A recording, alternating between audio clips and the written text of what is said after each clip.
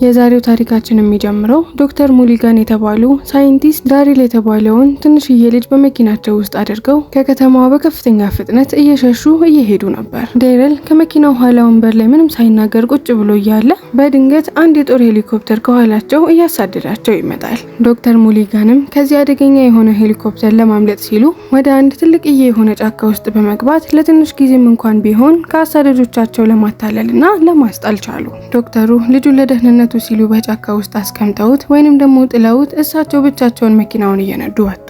ነገር ግን ያ አደገኛ የሆነው ሄሊኮፕተር ብዙ ሳይቆይ እንደገና ያገኛቸውና እየተከታተላቸው ያለ ዶክተሩን በዚህ ጊዜ በከፍተኛ ድንጋጤ ፍጥነታቸውን ሲጨምሩ፣ ነገር ግን መንገዱ ተጨማሪ አቅጣጫ የሌለውና የተራራ ጫፍ ስለሆነ በዚህም ምክንያት የመኪናቸውን ቁጥጥር አጥተው መኪናቸው ወደ አንድ ትልቅዬ የሆነ ገደል ይገባል። ገደሉም ጥልቅ በመሆኑ መኪናው በከፍተኛ ሁኔታ ይከሰከስና በዚህ መልኩ የዶክተሩም ህይወት ያልፋል። በሌላ በኩል ደግሞ በጫካ ውስጥ ብቻውን የቀረው ዳሪል ሚስተርና ሚሲስ በርገን የሚባሉ ደግና በጣም ደስ የሚሉ ባልና ሚስቶች ያገኙታል። ማነህ አንተ? ከየት ነው የመጣኸው? በማለት ልጁን በሚጠይቁበት ጊዜ ዳሪል ግን ብቸኛ ስለራሱ የሚያስታውሰው ነገር ቢኖር ስሙን ብቻ ነው። እዚያ ቦታ ላይ ራሱ እንዴት እንደደረሰ ምንም የሚያውቀው ነገር አልነበረም። ባልና ሚስቶቹ በልጁ ሁኔታ በጣም አዝነው ስለነበረ ወደ ቤታቸው ይወስዱታል። በተመሳሳይ ሰዓት ደግሞ በሄሊኮፕተር ውስጥ የነበሩት አሳዳጆች መኪናው ወደ ተከሰከሰበት ገደል ደርሰው መኪናውን ከተመለከቱ በኋላ ዶክተሩም ሆነ ልጁ ሁለቱም ሞተዋል የሚል ድምዳሜ ላይ ይደርሱና ከዛ ቦታ ይሄዳሉ። ከጥቂት ቀናት በኋላ ሚስተር በርገን የዳሪልን ሁኔታ ለህጋዊ ለሆኑ አካላቶች ለማሳወቅና እርዳታ ለመጠየቅ ወደ ከተማ አስተዳደር ማዘጋጃ ቤት ያመራል። ሚስተር በርገን ጉዳያቸውን ለማስፈጸም በጭነት መኪናቸው ውስጥ ሆነው ሲጠብቁ፣ ዳሪል ደግሞ በአቅራቢያው ያሉ የሱ ኩያዎች የቅርጫት ኳስ ሲጫወቱ ተመለከተና ጨዋታውን በደንብ አድርጎ ለማየት ወደ እነሱ ጠጋ ይላል። በጨዋታው መካከል በአንዱ ተጫዋች በተሰራ ጥፋት ወይንም ደግሞ ፋውል ምክንያት በልጆቹ መካከል ከባድ የሆነ መጨቃጨቅና ግርግር ይፈጠራል። ከዚያም ዞር ብለው ዳሪል ቆሞ ጨዋታቸውን ሲመለከት እንደነበረ ስላዩ እሱ ይፍረደን በማለት ወደሱ ጋር ይጠጉና ምንድነው ያየኸው በማለት ሲጠይቁት፣ ዳሪል ግን በዚህ ጊዜ በጣም ተጨንቆ ምንም የሚያውቀው ነገር እንደሌለ ተናግሮ ከዚያ ቦታ እየሮጠ ይሄዳል። ልጆቹ ምን ሆኖ ነው ያመዋል እንዴ በማለት ዞር ብለው ጨዋታቸውን ይቀጥላሉ። ብዙም ሳይቆይ ሚስተር በርገን ወደ ዳሪል ይመጣና በቤሪክተን ከተማ ወደሚገኝ ትልቅዬ የሆነ የወላጅ አልባ ህጻናት መንከባከቢያ ተቋም እንደሚላክ ይነግረዋል። ዶክተሮቹ ባዘዙት መሰረት ገላውን ታጥቦ ሰውነቱ ሙሉ ምርመራ ይደረግለታል። የአይን ምርመራ በሚደረግለት ወቅት ግን በቦታው የነበሩ ዶክተሮችን በሙሉ የሚያስደንቅ ነገር አደረገ። በግድግዳ ላይ ተጽፎ የተለጠፈውን የፊደላት ሰንጠረዥ ከመመልከት ይልቅ ቀጥ ብሎ የሐኪሙን አይን እየተመለከተ በሰንጠረዡ ላይ ያሉትን ፊደላት ደግሞ ከዚህ ቀድሞ እንደሚያውቃቸው ያክል በጥራትና በግልጽ ያነብለታል። በኋላ ላይም ዳሪል የወላጅ አልባ ህጻናት ማደጎ ዳይሬክተር ከሆኑት ሃዊና ከባለቤታቸው አለን ጋር ተዋወቀ። እነሱም በሞቅታና በፍቅር ከተቀበሉት በኋላ እውነተኛ ቤተሰቦች ውስጥ ከሚገኙ ድረስ የማደጎ ሰራተኞች በጥሩ ሁኔታ እንደሚንከባከቡ ታረጋገጡለት። ከዚያም ብዙ ሳይቆይ ሐኪሙ ለሃዊ ስልክ ደውሎ የምርመራ ውጤቱ እንደደረሰ ይነግረዋል። በአካል ምርመራ ውጤት ዳሪል ሙሉ በሙሉ ጤነኛ ሲሆን፣ ነገር ግን ጽኑ በሆነ የአእምሮ ትዝታ ማጣት እንደሚሰቃይ ይገለጸለት። ስለ ወላጆቹ፣ ስለ ቤቱ ወይም ስለ ቅድመ ታሪኩ ምንም የሚያስታውሰው ነገር አልነበረም። ሐኪሙም ይህ ችግር በከፍተኛ የስነ ልቦና ድንጋጤ የመጣ ሊሆን እንደሚችል ገልጾ ጊዜያዊ የሆነ የማደጎ ቤተሰብ እንዲፈለግለት ሀሳቡን ያቀርባል። ሃዊም ይህንን የምስራች ወደ ዳሪል ጋር በመሄድ ጥሩ የሆኑ ቤተሰቦች መጥተው አንተን መውሰድ እስከሚፈልጉ ድረስ እዚህ ማደጎ ውስጥ ለትንሽ ጊዜ ትቆያለህ። ዳሪልም ይህንን ሲሰማ እፎይታ ተሰምቶት ያመሰግነዋል። በዚያው ዕለት ሃዊ በግንባታ ቦታ ወደሚሰራው ጓደኛው አንዲ ዘንድ በመሄድ እሱና ባለቤቱ ጆይስ ዳሪልን በጊዜያዊነት ለማሳደግ ፈቃደኞች እንደሆኑ ይጠይቀዋል። አንዲም ከሚስቱ ጋር አንድ ቀን ከማደጎ ልጆችን ወስደን እናሳድጋለን የሚል ፕላን ስለነበራቸው የቀረበለት ሀሳብ በጣም ያስደስተውና ልክ ስራውን እንደጨረሰ በቀጥታ ወደ ሚስቱ ጋር ነበር የሄደው። ልክ ቤቱ እንደደረሰ ሚስቱን ያማክራታል። እሷም በዚህ ጊዜ በሀሳቡ በጣም ከመደሰቷ የተነሳ እና ምን አስጠበቀ ወዲያውኑ ለምን እሺ ስትል አልተስማማህም። ባሏ ግን ልጁ ምንም የሚያስታውሰው ነገር የለም ስላለፈው ህይወቱ በማለት ሲነግራት፣ እሷ ግን የተነገራት ነገር ምንም ሳያሳስባት አንድ ቀን ልጅ ከማደጎ አምጥተን ማሳደጋችን ስለማይቀር እዚህ አምጥተነው እስከሚፈልግ ድረስ ማኖር አለብን በማለት ትወስናለች። በነጋታው ዕለት ሃዊ ዳሪልን ይዞ ከአንዲና ከጆይስ ጋር እንዲተዋወቅ ያደርገዋል። እነሱም እሱን በማየታቸው በጣም ደስ ብሏቸው ሰላምታ በሚያቀርቡለት ጊዜ ዳሪልም ቢሆን በትህትና ነበር ሰላምታቸውን የመለሰላቸው። ጆይስ ቤቱን ልታሳየው እየወሰደችው እያለ አንዲ ደግሞ የልጁን ቅልጥፍና ለመፈተሽ በማሰብ ኳስ ወደሱ ሲወረውርለት፣ ነገር ግን ዴረን የተወረወረለትን ኳስ ሳይዘው ቀጥ ብሎ ነበር የቆመው። በዚያ ቀን ምሽት ልጁ በተኛበት አንዲና ጆይስ የመኝታ ቤቱ በር ላይ ቆመው በፍቅር ይመለከቱታል። ጆይስ በቤተሰቦቿ መካከል ልጁን ስለቀላቀሉት በጣም ደስተኛ ሆናለች። ባልየውም በፊቷ ላይ ያለውን ደስታ ከተመለከተ በኋላ የልጁ እውነተኛ ወላጆች ከመጡ ግን እሱ ከኛ ጋር ለረጅም ጊዜ አይቆይም እሺ በማለት ለማስታወስ ሲሞክር፣ እሷ ግን ስለዚህ ከባድ ነገር በጭራሽ ማሰብ አልፈለገችም። አሁን አብሮን እየኖረ ባለበት ጊዜ ላይ በደስታ መኖር እንዳለብንና ከዛ በኋላ ደግሞ ወላጆቹ ሲመጡ የሚሆነውን ነገር እናያለን በማለት ለጊዜው ደስተኛ መሆን ብቻ እንዳለባቸው ትነግረዋለች። በማግስቱ ጠዋት ተርደል የተባለው የሃዊ ልጅ ቤቱ መጥቶ ስለ ዴረን ይጠይቃል። ከዴረንም ጋር ከመገናኘቱ በፊት የእውነት ግን ምንም ነገር አያስታውስም በማለት ይጠይቃል። ጆይስም አዎ ምንም የሚያስታውሰው ነገር የለም፣ ነገር ግን ተመርምሮ ጭንቅላት ውስጥ ምንም አይነት ችግር እንደሌለበትና ሙሉ ለሙሉ ጤነኛ እንደሆነ ተረጋግጧል። በኋላ ላይ ስትጫወቱ ስለ ትዝታ ማጣቱ በፍጹም እንዳታፌዝበት እሺ በማለት ቃል አስገባችሁ።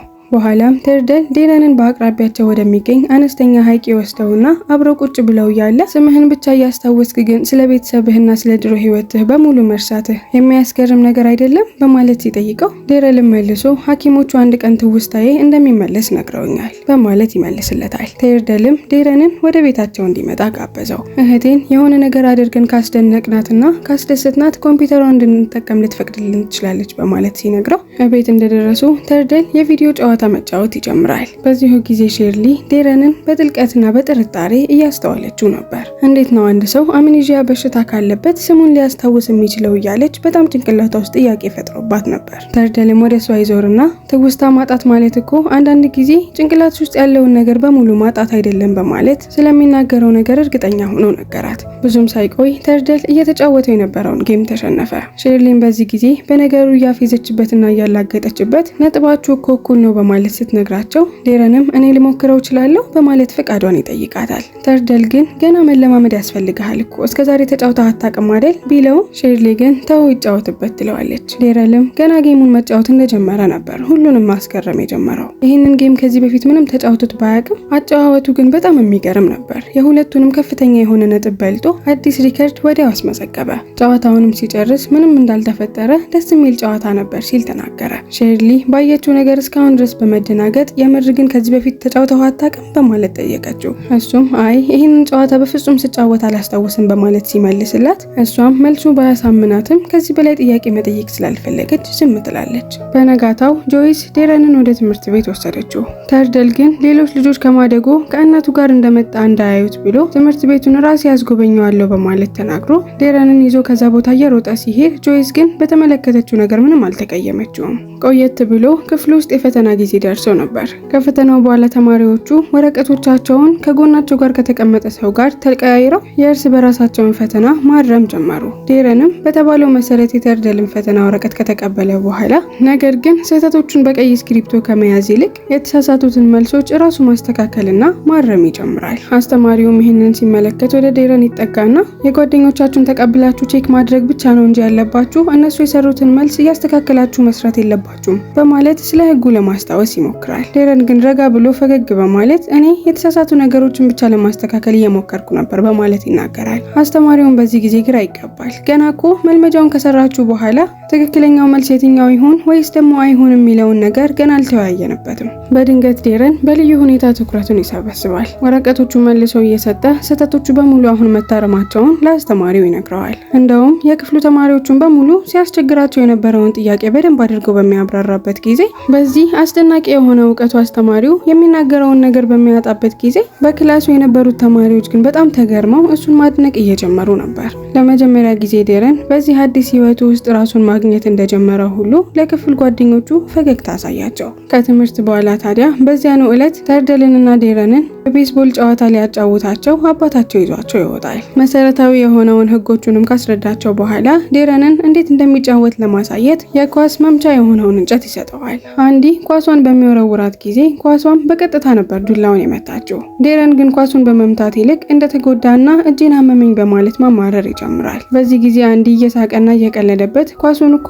ሲወረወርልህ በያዝከው እንጨት መምታት አለብህ፣ ስለምንድን ነው ጸጥ ብለህ ደርቀህ የምትቆመው በማለት ይቀልድበታል። ቀጥሎም ሌላ ኳስ በሚወረውርለት ጊዜ በዚህ ጊዜ ግን ዴረን ዱላውን በትክክለኛው ሰዓት አሽከረከረውና ኳሷን በከፍተኛ ኃይል ይሰባብራታል። አንዲህም የቤስቦል ጨዋታ ላይ እንደዚህ አይነት ነገርን በፍጹም ተመልክቶ ስለማያውቅ ደርቆ ነበር የቀረው። ዴረልን በየዋህነት ትክክል አደረኩኝ በማለት ሲጠይቀው አንዲም ፈገግ ብሎ ከተጠበቀው በላይ በጥሩ ሁኔታ ነው ያደረከው በማለት አበረታቶት ሲጨርስ ወደ እነሱ ጠጋ ይልና ያያችሁትን ነገር ዛሬ የተፈጠረውን ለማንም እንዳትናገሩ እሺ በማለት ለማንም እንዳይናገሩ ሲያስጠነቅቃቸው ተርደልም ሚስጥሩን ለመጠበቅ ቃል ይገባል። ልምምዱ ሲቀጥል ዴረን የሚወረወሩለትን ኳሶች በሙሉ ያለምንም ስህተት ይመታ ነበር። አንዲም ቢሆን የዴረንን የጨዋታ ችሎታ እንዲሁም ደግሞ ነገሮች ሲነገሩት ቶሎ ብሎ እንዴት እንደሚቀበል እየተመለከተ ደስታው እየጨመረ ነበር የመጣው። ዴረን የተፈጥሮ ስፖርተኛ እንደሆነና በሚመጣው ጨዋታ ከአስፈሪዎቹ ዋሪየርስ ከተባሉ ቡድኖች ጋር በሚያደርጉት ግጥሚያ የቡድናቸው ሚስጥራዊ መሳሪያ ሊሆን እንደሚችል ይናገራል። ተርደልም እዛ ቡድን ውስጥ አባል ስለነበረ ዴረን ሲመጣ እናሸንፋለን ብሎ በማሰብ በሀሳቡ በጣም ነበር የተደሰተው።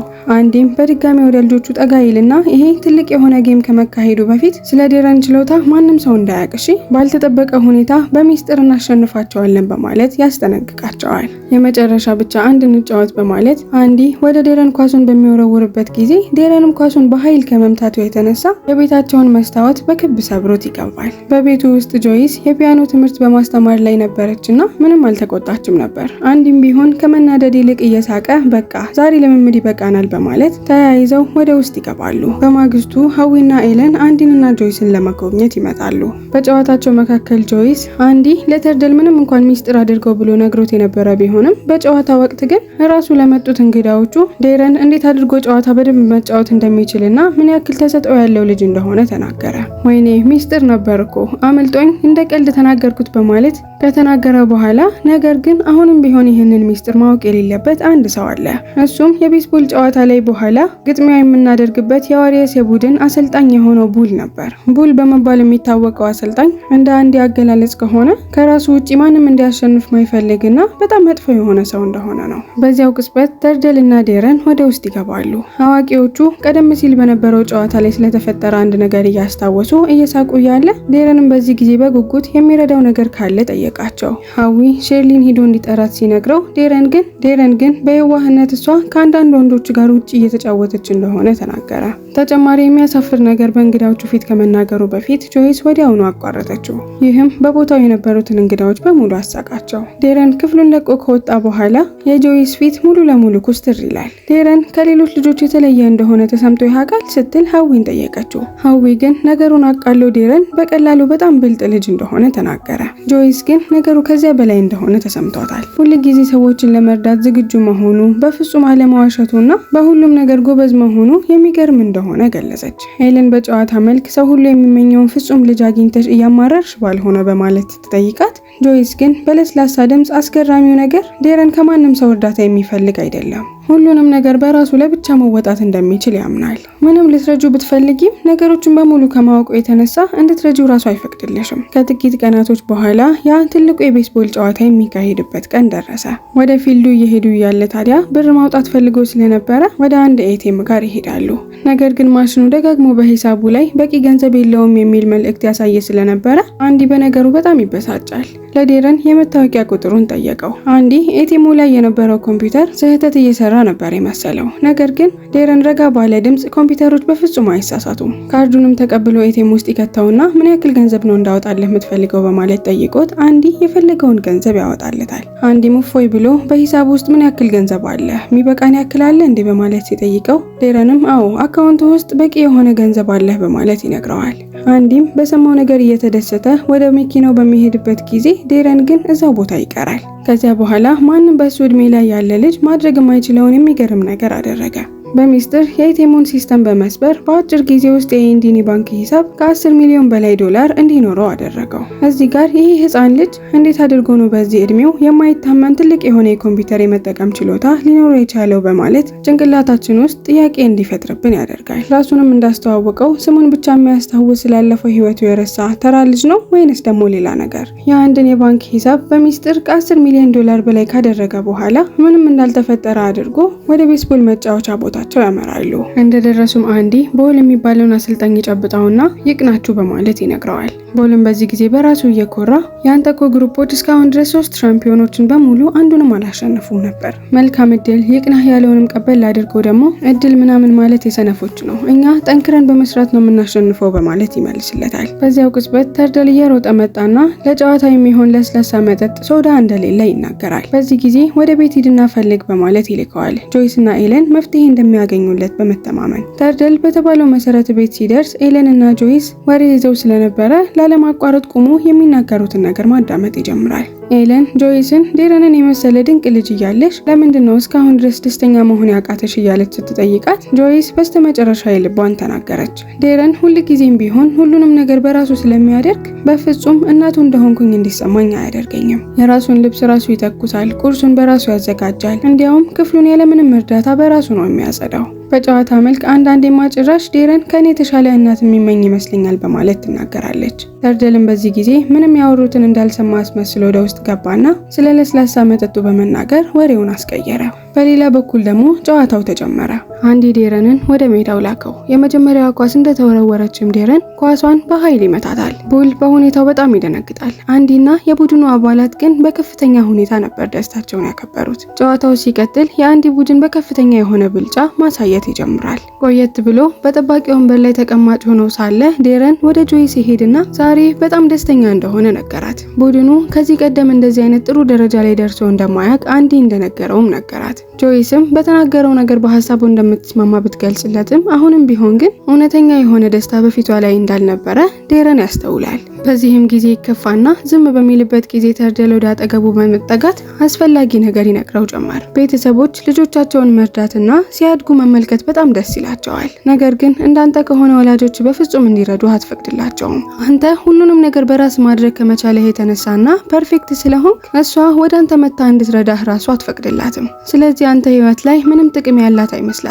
ለዛ ነው የከፋት። እየቀለደም ስህተት መስራት ባትችልም አውቀህ እሷ ደስ እንዲላት የተወሰኑ ስህተቶችን መናገር አለብህ በማለት ይነግረዋል። ዴረንም በኋላ ላይ ወደ ጨዋታው ሲመለስ መጀመሪያ ላይ የተወረወረለትን ኳስ አውቆ ይስተዋል። በዚህ ጊዜ ጆይስ በተመለከተችው ነገር ፈገግታ ፊቷ ላይ ይፈጠራል። ከዛ በኋላ በቀጣይ የሚወረወሩትን ኳሶች በሙሉ አውቆ መሳት ይጀምራል። አንዲም በዚህ ጊዜ በሁኔታው ተስፋ ቆርጦና ደንግጦ ተመለከተው። ተርደልም እየሮጠ ወደሱ በመሄድ ለምንድነው ጨዋታውን አውቀህ የምታበላሸው በማለት ሲጠይቀው ዴረን ግን በተረጋጋ መንፈስ ከማሸነፍ ይልቅ የጆይስ ደስታና እውነተኛ እርካታ ለኔ የበለጠ ቦታ ያለው ነገር ነው በማለት ይነግረዋል። አንዲም በዚህ ጊዜ ወደሱ በመጠጋት ለምንድነው እንደዚህ ያደረክ ያለው በማለት ሲጠይቀው ዴረንም በዚህ ጊዜ አውቆ ያልተገባ አነጋገር ተናግሮ ጥሎት ይሄዳል። አንዲ በንግግሩ ተደናግጦ ደርቆ ነበር የቀረው። ነገር ግን ጆይስ ይህንን ስትመለከት ለመጀመሪያ ጊዜ እፎይታ ተሰማት። ዴረንም እንደ ማንኛውም ተራ ልጅ ስህተት መስራትና መቆጣት እንደሚችል ተገነዘበች።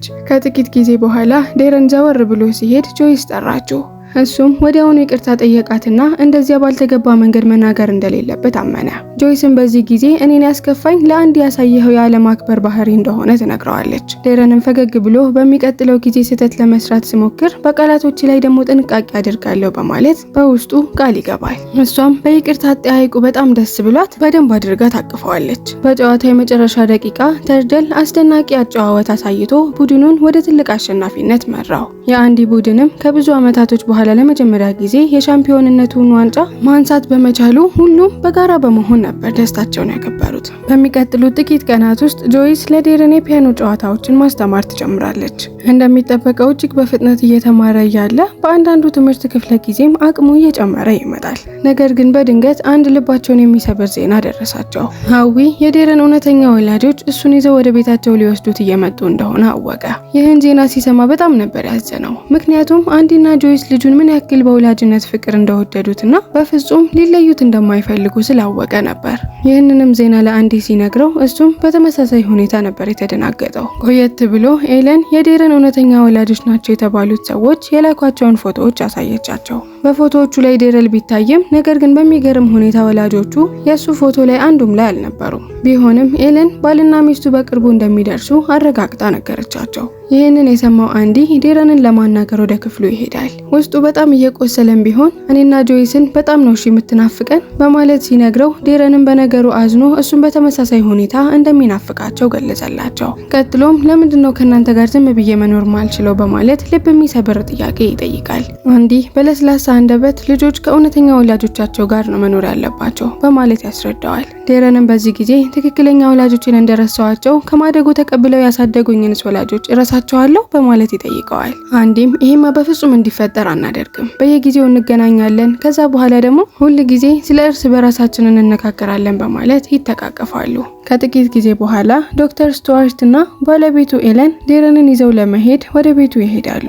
አንዲም ሲመጡ ሞቅ ባለ አቀባበል ተቀብሏቸው ዴረንን የመሰለ ድንቅ ልጅ በማግኘቱ እድለኛ የሆነን ማንኛውም ሰው እንደሚቀናበት ይናገራል። ስቱዋርት ልጁን በጥሩ ሁኔታ ስለተንከባከቡትና ስለጠበቁት ከልቡ አድርጎ አመሰገናቸው። አንዲ ፈገግ ብሎ ዴረን እጅግ አራዳ የሆነና አስደናቂ ልጅ በመሆኑ እሱን መንከባከብ በጣም ቀላል ነገር ነበር። በመቀጠልም ዴረን ትንሽ ስሜታዊ ሆኖ ስለተጨነቀ ከጥቂት ደቂቃዎች በኋላ ወደታች እንደሚወርድ አስረዳቸው። ስቱዋርት በዚህ በጣም ይገረማል። ምክንያቱም ዴረን በፍጹም ይጨነቃል ብሎ ጠብቆ አያውቅም ነበር። አንዲም በዚህ ጊዜ እንዴት አይጨነቅም? ምክንያቱም ዴረን እንደ እውነተኛ ቤተሰቡ ማሰብ የጀመራቸውን ሰዎች እኮ ጥሎ ሊሄድ ነው። አሁን ላይ መጨናነቁ ሙሉ በሙሉ ምክንያታዊ እንደሆነ ተናገረ። ከትንሽ ጥበቃዎች በኋላ ዴረን ወላጆችህ ነኝ የሚሉትን ሰዎች ለመተዋወቅ ወደ ታች ይወርዳል። ስቱዋርትም እኛን ታስታውሰናለህ እንዴ በማለት ይጠይቀዋል። ዴረንም ለጥቂት ሰከንዶች ካሰበ በኋላ ምናልባት ላስታውሳችሁ እችላለሁ በማለት መለሰላቸው። ኤለንም ሁሉም ነገር ቀስ በቀስ ይስተካከላል፣ እሺ አንተ ምንም መጨነቅ አይጠበቅብህም በማለት ትነግረዋለች። ከመሄዱ በፊት ዴረን ለምንድን ነው የማይመጣው? ከመሄዴ በፊት ቻው ማለት ፈልጋለሁ በማለት ሲጠይቃቸው ጆይስም እስኪመጣ እስኪ ትንሽ እንጠብቀው በማለት ትነግረዋለች። ኤለን ደግሞ ተርደልን አሳምና ልታመጣ ወደ እሱ ሄዳ እንደምንም ብላ አሳምነው ወደ ዴረን በምታመጣው ጊዜ ዴረንም ቤቱ ሆኖ በመስኮት ተርደል እየመጣ እንደሆነ በሚመለከትበት ጊዜ ፊቱ በደስታ ነበር ያበራው። ነገር ግን አጠገቡ ከመድረሱ በፊት ተርደል ድንገት ዘወር ብሎ በከፍተኛ ፍጥነት እየሮጠ ይሄዳል። ዴረንን በጣም የሚወደው ቤስት ፍሬንዱ ሆኖ ስለነበረ እሱን መሸኘትና ደህና ሁን ብሎ ከሱ ጋር መለያየት ስሜቱን ደግሞ መቆጣጠር ስላልቻለ ነበር እየሮጠ ይሄዳው። ይህንን የተመለከተው ስቱዋርት ተርደል ለምንድነው እንደዚህ አድርጎ እየሮጠ ጥሎ ሄደው በማለት ሲጠይቀው ዴረል ጓደኛው በእኔ ላይ ተናዶብኝ ይሆናል በማለት ግምቱን ይናገራል። ስቱዋርት ግን በለስላሳ አንደበት ተርደል በጣም ስለሚናፍቀውና የመለያየቱን ህመም መቋቋም ስላልቻለ እየሮጠ እንደሄደ አስረዳው። ከጥቂት ጊዜ በኋላ ስቱዋርት እና ኤለን ዴረልን ይዘው ጉዞአቸውን ጀመሩ። መንገድ ላይም እያሉ ሶስቱ ምንም ነገር ሳይናገሩ ጸጥ ብለው ነበር ለረጅም ጊዜ ሲጓዙ የነበረው። በስተመጨረሻም ወደ አንድ የጦር ኃይል ደረሱ። ዴረል የጦር አውሮፕላኖቹን በማየቱ በከፍተኛ ደስታ ተሞልቶ በጉጉት ዙሪያውን መመልከት ይጀምራል። ነገር ግን ስቱዋርትና ኤለን ባልተለመደ ሁኔታ ፊታቸው ኩስትርትር ብሎ ነበር። አውሮፕላን ውስጥ እየተሳፈሩ እያለ ዴረን ፓይለቶቹን ሄጄ ማናገር እችላለሁ በማለት ለአባትየው ይጠይቀዋል። ስቱዋርድም ሲፈቅድለት ዴረን ቀጥታ ወደ አብራሪው ክፍል ውስጥ በመሄድ ይህንን የሚያክል ትልቅዬ የሆነ አውሮፕላን እንዴት አድርገው እየተቆጣጠሩና እንደሚነዱት ውስጡ በጉጉት ተሞልቶ ብዙ የሆኑ ጥያቄዎችን መጠየቅ ይጀምራል። ዴረል እዛ በሄደበት ስቱዋርት ከኤለን ጋር ሁሉንም የሚቀይር ድብቅ የሆነ ሚስጥር ማውራት ይጀምራሉ። ስቱዋርት ዶክተር ሙሊጋን ዴረንን ይዞ በመሸሹ ለእነሱ ያልታሰበ ትልቅ ጥቅም እንደሰጣቸው ተናገረ። ይህም ማለቱ ፊልማችን ሲጀምር ሄሊኮፕተር እያሳደደው እሱ ደግሞ እሱን ለማምለጥ ሲሸሽ የነበረውን ዶክተር ማለቱ ነበር። ምክንያቱም ዴረን ከተራ ሰዎች ጋር በሚኖርበት ጊዜ ምን ያህል የመማር አቅም እንዳለው ለማየትና ለማጥናት አስችሏቸዋል። ኤለንም በመስማማት የዴረን የመማር አቅም ከተጠበቀው በላይ እንደሆነ ትናገራለች። ከጥቂት ደቂቃዎች በኋላ ኤለን ስለ ዴረን ስታወራ ወይንም ደግሞ እሱ በማለት ፋንታ ስለ ተራ ነገር ወይንም ደግሞ እቃ ሲወራ እንደሚጠቀሙት ኢት በማለት ነበር ስትጠራው የነበረው። በዚያ ቅጽበት የታሪኩ ትልቁ ሚስጥር ይፋ ይሆናል። ስቱዋርትና ኤለን የዴሪል እውነተኛ ወላጆች በፍጹም አልነበሩም። በሚስጥራዊ የመንግስት ቤተ ሙከራ ወይንም ደግሞ ሲክሬት ገቨርንመንት ላብራቶሪ ላይ የሚሰሩ ሳይንቲስቶች ነበሩ። ዴረንም ቢሆን ተራ ልጅ ሳይሆን በወታደራዊ በጀት የሚደገፍ አርቲፊሻል ኢንተለጀንስ ወይንም ደግሞ የኤአይ ፕሮጀክት ውጤት ነበር። ሙሉ ስሙ DARYL ሲሆን ትርጉሙ ዳታ አናላይዚንግ ሮቦት ዩዝ ላይፍ ፎርም ማለት ነበር። እሱ እንደ ሰው ልጅ እንዲመስል እንዲማር ተደርጎ የተሰራ የሰው ሰራሽ ህይወት ያለው ሮቦት ነበር። ከጥቂት ጊዜ በኋላ ዴረን ከሄደበት ይመጣና ከፊት ለፊታቸው በመቀመጥ በደንብ አድርጎ ይመለከታቸውና የእውነት ግን እናንተ ወላጆቼ ናችሁ በማለት በድንገት ጠየቃቸው። ሁለቱም ዴረንን ፈገግ ብሎ ከመመልከት ውጪ ምንም አይነት መልስን አልሰጡትም ነበር። ብዙ ሳይቆይ ሳይንቲስቶቹ የዴረንን አእምሮ መመርመር ወደሚጀምሩበት ወደ ተሰወረው ድብቅ የሆነ ቤተ ሙከራ ይደርሳሉ። በእነዚህ ምርመራዎች ወቅት አእምሮ በእርግጥ እጅግ በጣም የረቀቀና የተራቀቀ ማይክሮ ኮምፒውተር መሆኑ ይፋ ሆነ። እንዲሁም ቀደም ሲል ለምን ትዝታውን አጥቶ እንደነበር ምክንያቱ ላይ ደረሱበት። ስቱዋርድም ችግሩን በደንብ አድርጎ ካስተካከለው በኋላ የዴረን የቀደሙት ትዝታዎች በሙሉ ቀስ በቀስ ወደ አእምሮ መመለስ ይጀምራሉ። ኤለን በኮምፒውተር ፕሮግራሙ በኩል ከእሱ ጋር ስትነጋገር አሁን ላይ ዴረን እውነተኛ ማንነቱን ማስታወሱን ትገነዘባለች። ሳይንቲስቶቹም እስካሁን በጠፋበት ጊዜ ድረስ በአይኑ በኩል ሲቀረጽ የነበሩትን ያሳለፋቸውን ነገሮች በሙሉ መመልከት ይጀምራሉ። በቤስቦል ጨዋታው ጊዜ ቪዲዮን እየተመለከቱት እያለ ስቲዋርድ ዴረን ለምንድን ነው በድንገት በስነ ስርዓት መጀመሪያ ላይ የተጫወተ ከዚያ በኋላ ደግሞ አውቆ ኳሶቹን መሳት የጀመረው በማለት ሲጠይቅ ዴረንም አናላይሲሴ ከሰዎች ጋር አንድ ላይ በምትኖርበት ጊዜ ስህተቶችን እየሰራ ከነሱ ጋር ተመሳሳይ እንደሆንክ በምታሳያቸው ጊዜ የተሻለ ውጤት እንደሚያስገኝ ስላሳየው እንደሆነ ተናገረ። እንደዚህ አውቀህ ስህተት መስራትህ መች ነው ሊጠቅምህ የሚችለውን በማለት ሌላ ጥያቄ ያቀርብለታል። ከሰዎች ጋር ጓደኝነትን የመሳሰሉ አይነት ግንኙነትን በሚመሰርትበት ወቅት ፍጹም የሆነ ፐርፌክት ከመሆን ይልቅ አነስተኛ ስህተቶችን መስራት ሰዎችን የበለጠ ለመቅረብ ውጤታማ እንደሆነ መለሰለት። ይህ ምላሹ ስቱዋርድ በጥቅሉ እንዲደነግጥና በጣም እንዲደመም አደረገው። ይህ ቀላል የሂሳብ ስሌት አልነበረም። ይልቅ የሰዎችን ውስብስብ የሆነ ስሜት በጥልቀት የመረዳት አቅም ራሱ እያሳየ እኮ ነው። በመቀጠልም ዴረን የቾኮሌት አይስክሬም የሚመርጥበትን ቪዲዮ ተመልክተው ለምንድን ነው እዚች ጋርስ የቾኮሌትን ፍሌቨር የመረጥከው በማለት ሲጠይቀው ዴረንም የቾኮሌቱን ጣዕም ስለወደድኩት እሱን መረጥኩኝ በማለት ሲመልስ ስቱዋርድ በከፍተኛ ሁኔታ ደነገጠ። ምክንያቱም ዴረን በሲስተሙ ውስጥ በሚሰሩት ጊዜ የምግብ ምርጫ እንዲኖረው ተደርጎ በፍጹም አልነበረም የተሰራው። ኤለንም በዚህ ጊዜ ምናልባት የሰዎችን ባህሪ በመኮረጅ ተማርኮ ሊሆን ይችላል እኮ በማለት ሀሳብ አቀረበች። ነገር ግን ስቱዋርድ ዴረን የምግቦችን የአመጋገብ ዋጋ ብቻ እንዲተነትን እንጂ የግል ምርጫና ፍላጎት እንዲያዳብር አልተደረገም በማለት ገለጸላት። በሌላ አባባል ዴረን አሁን ላይ መረጃዎችን ከመተንተን ባሻገር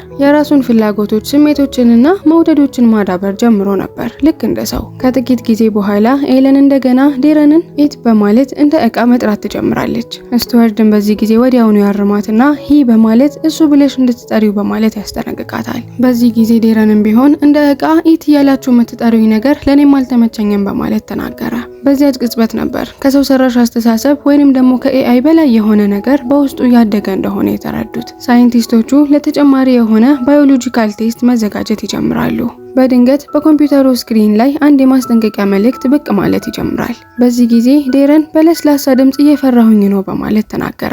ስቱዋርድ ይህንን ሲመለከት ማሽን እኮ በፍጹም ፍርሃት የሚባለው ነገር ሊሰማው አይገባም፣ እንዴት ነው ሮቦት ሆኖ እየፈራሁኝ ነው በማለት ሊነግረን የሚችለው በማለት በስተመጨረሻም ዴረንን ከተጨማሪ ውጥረትና ጭንቀት ውስጥ ማሳለፍ ስላልፈለገ ምርመራውን እንዲሁም ደግሞ ፈተናውን ለማስቆም ወሰነ። በዚህም ጊዜ ዴረን እነሱ እንደሚሉት ማሽን ነው ወይንስ ሰው ወይንስ ደግሞ መጀመሪያ ላይ ማሽን ተደርጎ ተሰርቶ ከዚያ በኋላ ወደ ትክክለኛ የሰው ልጅነት እየተቀየረ ያለ ነገር? በማግስቱ ስቱዋርድ የደረሰበትን የምርምር ውጤት ለልዩ የመንግስት ኮሚቴ ለማቅረብ ተጠራ።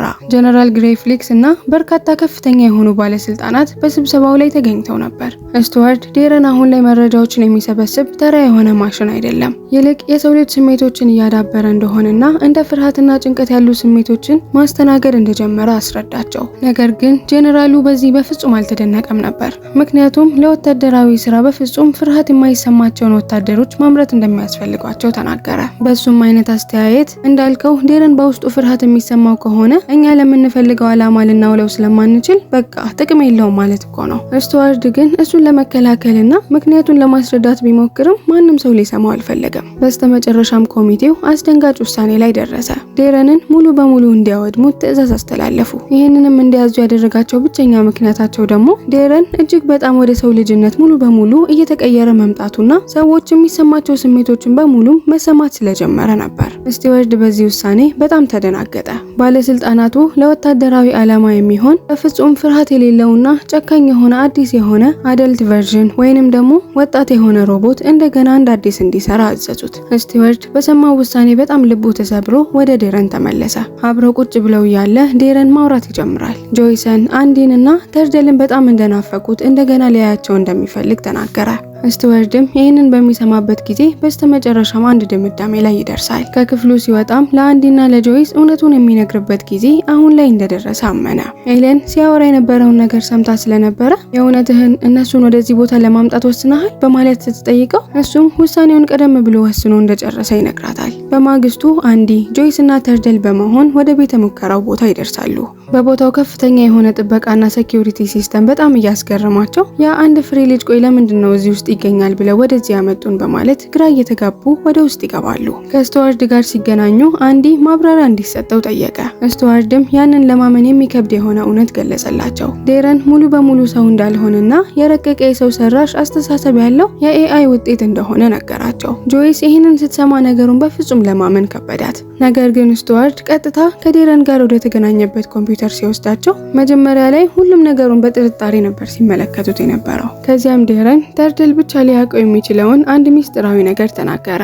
በዚህ ጊዜ እውነቱን ከማመን ውጪ ሌላ ምንም አማራጭ አልነበራቸውም። ስቲዋርድን በመቀጠል ዴረን ወደሚገኝበት ክፍል መራቸው። እዛ ክፍል ውስጥ ታዲያ ከሩቅ ስትመለከተው አንተ ኤአይ ነው በለኝ ወይንስ ሮቦት እኔ አያገባኝም፣ ዴረን በእኔ አይን ሁል ጊዜም ቢሆን ትክክለኛ ሰውና የራሴ ልጅ ነው በማለት ትነግረዋለች። ስቲዋርድ ግን ቀስ ባለ ድምፅ እውነታው አንቺ ከምታስቢ በላይ ውስብስብ እንደሆነ ይነግራታል። ይህንን እያወሩ እያለ ግን ተርደል ቀስ ብሎ ዴረን ወደሚገኝበት ክፍል ገብቶ ነበር። ጓደኛውን እንደገና በማየቱ የዴረን ፊት በደስታ ነበር የተሞላው። ተርደልን በመቀጠል ሮቦት እንደሆን ከመጀመሪያም ጊዜ ታውቅ ነበር በማለት ጠየቀው። ዴረንም አይ በጊዜው ጭንቅላቴ ውስጥ የነበሩኝን ትውስታዎች በሙሉ አጥፍተውብኝ ስለነበረ ስለ ራሴ ምንም ማውቀው ነገር አልነበረም። እዚህ እንደመጣሁኝ ነው ሮቦት እንደሆንኩኝ እኔ ራሱ ያወቅኩት በማለት መለሰለት። ተርደልም ሮቦት ሆኖ መኖር እንዴት ነው ስሜቱ በማለት ጠየቀው። ዴረን ለትንሽ ጊዜያቶች ዝም ብሎ ካሰበ በኋላ ምን እንደሆነ ስሜቱ አላቅም በማለት መለሰለት። ብዙ ሳይቆይ አንዲና ጆይስ ወደ ክፍሉ ሲገቡ ዴረን ወዲያውኑ እየሮጠ ሂዶ ተጠመጠመባቸው። በዚያች ቅጽበት በፍጹም ማሽን ወይንም ደግሞ ሮቦት አይመስልም ነበር። በኋላም ላይ ለመውጣት በሚዘጋጁበት ጊዜ ስቲዋርድ እድሉ ቢሰጣችሁ ተመልሳችሁ ዴረንን እንደ ልጃችሁ ተቀብላችሁ ለማሳደግ ፈቃደኛ ናችሁ በማለት ጠየቃቸው። ጆይስን በዚህ ጊዜ ያለምንም ቅድመ ሁኔታ ነበር አዎ እንወስደዋለን በማለት የመለሰችው። ስቲዋርድ ግን አንድ ማስጠንቀቂያ ሰጣቸው። በቀጣዮቹ ጥቂት ቀናት ውስጥ እንደሚያናግራቸው ነግሮ እነሱም ምንም አይነት መልእክት ካላገኙ ግን ቀጥታ ወደ መገናኛ ብዙሃን ወይንም ደግሞ ወደ መንግስት ባለስልጣናት መሄድ እንዳለባቸው አሳሰባቸው። ምክንያቱም ይህ ለዴረን ብቸኛ ተስፋው ሊሆን ይችላል። በዚያው ምሽት ጀነራል ግሬክሊፍ ከወታደሮቹ ጋር በመሆን ወደ ቤተ ሙከራ ቦታው ደረሱ። ስቲዋርድ ዴረንን የማጥፋትና የማበላሸት ዓላማ እንደሌለው አውቆበት ነበር። ኤለን በሚስጥር መረጃ ሰጥታው እንደሆነም በውስጡ እየተጠራጠረ ነበር። ግሬክሊፍ ስቲዋርድን ወዲያውኑ ያገኘውና ዴረንን እንዲያጠፋው ቅሪቱን ደግሞ ወደ ብረት ቆሻሻ ቦታ እንዲልከው አዘዘው። ምንም አማራጭ ታዲያ ያልቀረለት ስቲዋርድ እንደሚስማማ ነገራቸው። ከጥቂት ጊዜያቶች በኋላ ስቲዋርድ ከቤተ ሙከራው በቁጣ ይወጣና ለግሬክሊፍ አሁንስ እርካታ አገኘህ በማለት ጮሆበት ይሄዳል። ትዕዛዙ መፈጸሙን ለማረጋገጥ ግሬክሊፍ የኮምፒውተር ስርዓቱን መፈተሽ ጀመረ። ነገር ግን በስክሪኑ ላይ አንድ መልእክት ብቅ አለ። እሱም ከዴረን የተላከ ነበር። መልእክቱ እቅዳቸው እንደሚሳካ ተስፋ እንደሚያደርግ የሚናገር ነበር። ግሬክሊፍ ይህንን ሲመለከት በጣም ይደነግጣል። ኤለን በፍጹም በስቲዋርድ ላይ እየሰራች እንዳልነበረች ይልቅ ሁለቱ በሚስጥር ዴረንን እንዲያመልጥ እየረዱት እንደነበር ነበር ወዲያውኑ የተገነዘበው። ለምንድን ነው እንደዚህ ያደረግሽው እያለ በቁጣ ሲጠይቃት ኤለንም በዚህ ጊዜ አንድ ማሽን በሰዎችና በእሱ መካከል ያለው ልዩነት ሲጠፋ የሰው ልጅ ይሆናል በማለት ከባድ የሆነ ምላሽ ትሰጠዋለች። የሆነውን ነገር የተገነዘበው ግሬክሊፍም ወዲያው ጥበቃዎቹን በፍጥነት ስቲዋርድ ጋር በመሄድ እንዲያስቆሙ ታዘዛቸው። ነገር ግን ረፍዶ ነበር። ዴረን ከተደበቀበት ቦታ ወጥቶ ከስቲዋርድ ጋር በመሆን አምልጠው ነበር። ብዙም ሳይቆዩ ወታደሮችና ፖሊሶቹ እነሱን በከፍተኛ ሁኔታ ማሳደድ ጀመሩ። ስቲዋርድ በቻለው ፍጥነት በሙሉ እየነዳ ለጥቂት ጊዜ ሊያመልጣቸው ቻለ። በዚህ መሃል ታዲያ ዴረን መኪናውን እኔ ልቀበልህና እኔ ልንዳልህ በማለት ይጠይቀዋል። ስቲዋርድ ግን አንድ ህፃን ልጅ መኪና በሚነዳ ጊዜ ሰዎች ከተመለከቱት ትኩረታቸውን በደንብ ይስባል ብሎ ስለፈራ አይ እምቢ በማለት ይመልስለታል። ከጥቂት ደቂቃዎች በኋላ ግን ፖሊሶቹ እንደገና አገኟቸው። አደገኛው የማሳደድ ሂደት እየበረታ በሚሄድበት ጊዜ ዴረን ወደ ስቲዋርድ ይዞርና ትኩረት እንስባለን ብለህ ፈርተሃል ነበረ አትነዳም ያልከኝ? አሁን እኮ የሰዎቹ ሁሉ ትኩረት እኛ ላይ ነው፣ ስለዚህ ልንዳ በማለት ይጠይቀዋል። ገና ዴረን የመኪናውን መሪ እንደጨበጠው ነበር ነገሮች መቀያየር የጀመሩት። ከፍተኛ የሆነውን የኮምፒውተርንና የነገሮችን እውቀቱንና ችሎታውን በመጠቀም መኪናውን በከፍተኛ ፍጥነትና በጥበብ እየነዳ በደቂቃዎች ልዩነት የፖሊሶችና ሲከተሉት የነበሩት የወታደሮቹ መኪናዎች እንዲገለበጡ አደረጋቸው። ከዚያም ምናልባት ፖሊሶች ፖሊሶች ተከታትለዋቸው ከመጡ እነሱን ለማዘናጋት በማሰብ ስቱዋርት ወደ አንድ ድብቅ ወደሆነ ቤት ከወሰደው በኋላ እዛ የነበረውን መኪና ይቀይሩታል። የማምለጫ ጉዟቸውን ታዲያ እየቀጠሉ በነበረበት ጊዜ ከፊት ለፊት የሆኑ ፖሊሶች ቁጭ ብለው ያገኟቸዋል። በዚህ ጊዜ ላለመገኘት በማሰብ ስቱዋርት ከመኪና ወጥቶ ፖሊሶቹን ሲያናግር፣ ዴረን ደግሞ ሳይታይ እየሮጠ ማምለጥ ይጀምራል። ቀጥሎም ዴረን ሳይታይ የፖሊሶቹ መኪና ውስጥ ይገባና ለመንዳት በሚሞክሩበት ጊዜ በጣም እንዲንቀራፈፍ የሚያደርግ ነገር ያደርግባቸውና ወደፊት በመሄድ በኋላ ላይ የስቱዋርት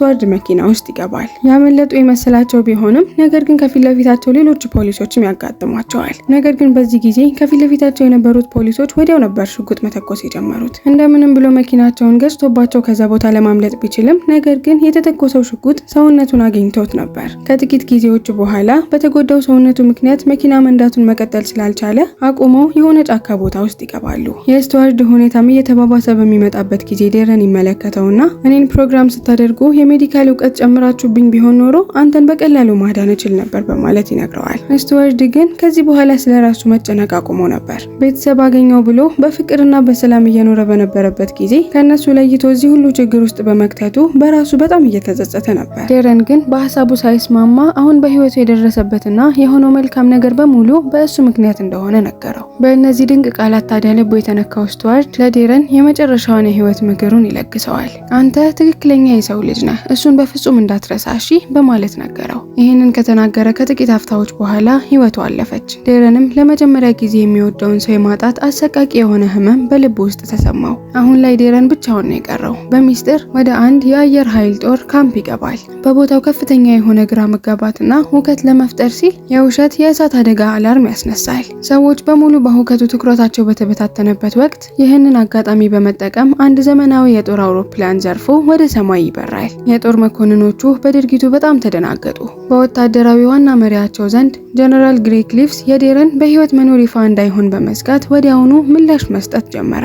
አውሮፕላኑ እንዴት ማስቆም እንደሚቻል ሲጠይቅ የአየር ኃይል ጀነራሉ በአውሮፕላኑ ውስጥ ድብቅ አፈንድተን እሱን ልናጠፋበት የምንችል ድብቅ የሆነ ሲስተም እንዳለ ገለጸለት። ለዴረንም የአሜሪካን የአየር ክልል ለቆ ለመውጣት የሚሞክር ከሆነ አውሮፕላኑ እንደሚፈነዳ ማስጠንቀቂያ ተላከለት። ዴረን ግን ምንም ፍርሃት አልተሰማውም። ይልቅ በአውሮፕላኑ ውስጥ ታይመር አስተካክሎ ከሞላ በኋላ ሬዲዮን ተጠቅሞ ለተርደል ይደውልለታል። ያልጠበቀውን የዴረንን ድምጽ የሰማው ተርደል ታዲያ በከፍተኛ ደስታና ስሜት ይዋጣል። ዴረን ተመልሶ እየመጣ እንደሆነ ነገረው። በትምህርት ቤቱ አቅራቢያ የሚገኘው ብሉ ሌክ የተባለ ሐይቅ ዘንድ እንዲገናኙ ይጠይቀዋል። ተርደል እና ሼሪሊም በተባሉት መሰረት ወደዛ ቦታ ይሄዳሉ።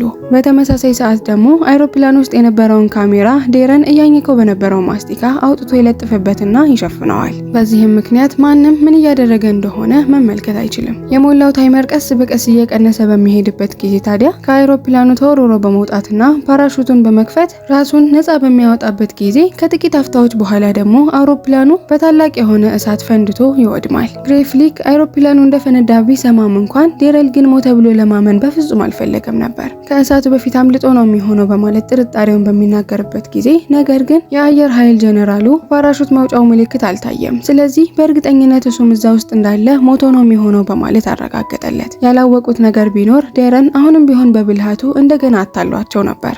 እንዳለመታደል ሆኖ ግን ዴረን በፓራሹቱ ሲወርድ ቀጥታ ወደ ሐይቁ ውስጥ ነበር የገባው። ነገር ግን ዋና ስለማይችል በውሃው ውስጥ መስመጥ ይጀምራል። ተርደልና እህቱ ታዲያ እዛ ውቅያኖስ ላይ በሚደርሱበት ጊዜ አሰቃቂ ነገር ተመለከቱ።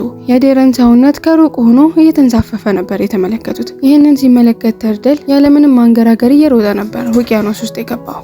እንደምንም ብሎ ጓደኛውንም ካወጣው በኋላ ወደ ሆስፒታል ይወስደዋል። ሐኪሞቹን በደንብ አድርገው ከመረመሩት በኋላ ህይወቱ ማለፉን ተናገሩ። ይህ ዜና የሁሉንም ሰው ልብ ነበር የሰበረው። አንዲና ጆይስም ቢሆኑ በከፍተኛ ሀዘን ተዋጡ። በኋላ ላይ በቤት ውስጥ ዝምታ በሰፈነበት ሰዓት ተርደል በድንገት ዴረን ሮቦት ከሆነ እንዴት ውሃ ውስጥ ሊሰምጥ ይችላል ሲል ጥያቄ አነሳ።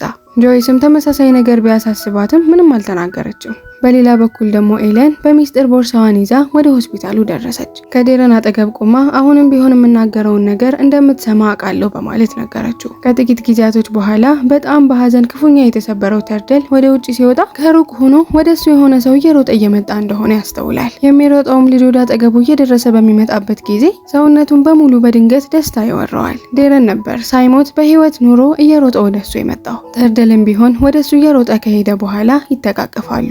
ጩኸታቸውን የሰሙትም ከውስጥ የነበሩ ሰዎች በሙሉ ምን ተፈጥሮ ነው በማለት ወደ ውጪ ሲወጡ ዴረንን በህይወት ሲመለከቱት በጣም ደስ ይላቸውና ሁሉም መተቃቀፍ ይጀምራሉ።